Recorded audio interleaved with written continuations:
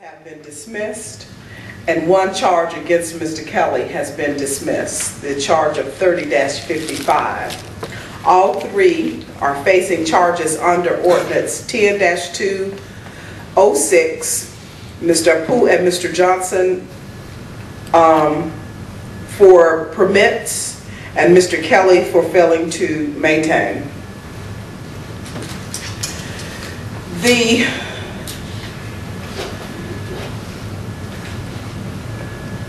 defense argues at the beginning of their motion to dismiss that the appropriate law was not charged.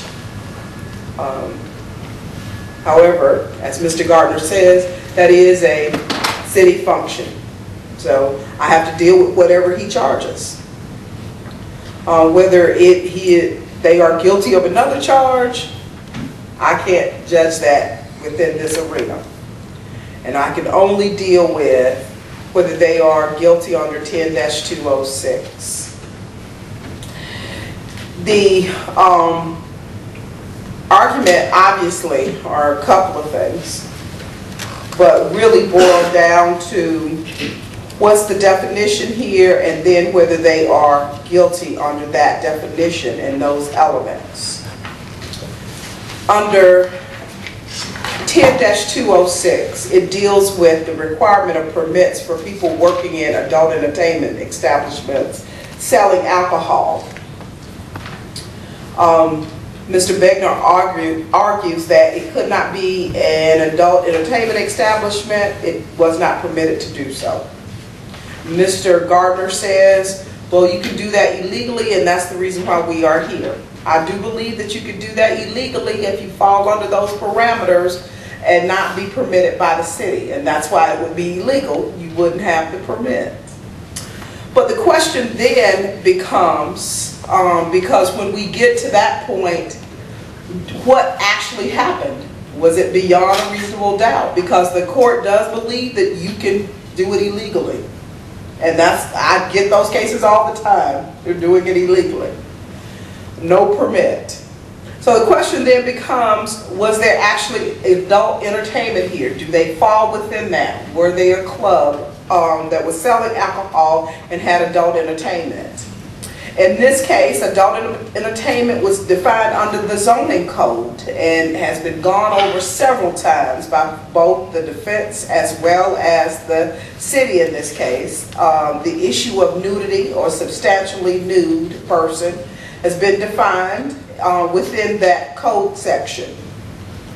That then becomes a question of beyond a reasonable doubt, because I have one officer and then another officer that saw one of the defendants saying that they were dancing nude or substantially nude. And then I have all these witnesses on the defense side saying that they were not doing so. At different portions and times, did they see it, they didn't, or they did, or to that effect. So the court is left with judging this basically on a question of beyond a reasonable doubt. This is not the same standard of any evidence, which is so low, for a motion for a directed acquittal. This is not the civil standard of preponderance of the evidence. So it can't be just 50-point-something%. This is beyond a reasonable doubt. And Mr. Begner said, I've been in criminal law for a very long time. I've had opportunities to have beyond a reasonable doubt defined for me many, many, many times. And certainly beyond a reasonable doubt is a reasonable person. And I have to put myself in that place, considering that I am the judge responsible for judging here. And in this case, in the case of the city of Atlanta versus Mr. Apu, I don't believe that the city has met their burden of beyond a reasonable doubt, and I am going to find him not guilty. In the case of the city of Atlanta versus Mr. Johnson, I also don't believe that the city has met their burden of beyond a reasonable doubt, and I'm going to find him not guilty. In the case of the City of Atlanta versus Kelly, Mr. Kelly, I don't believe that the city has met their burden in proving him guilty beyond a reasonable doubt, and I'm going to find him not guilty. So on all three, I am going to find them not guilty. All right.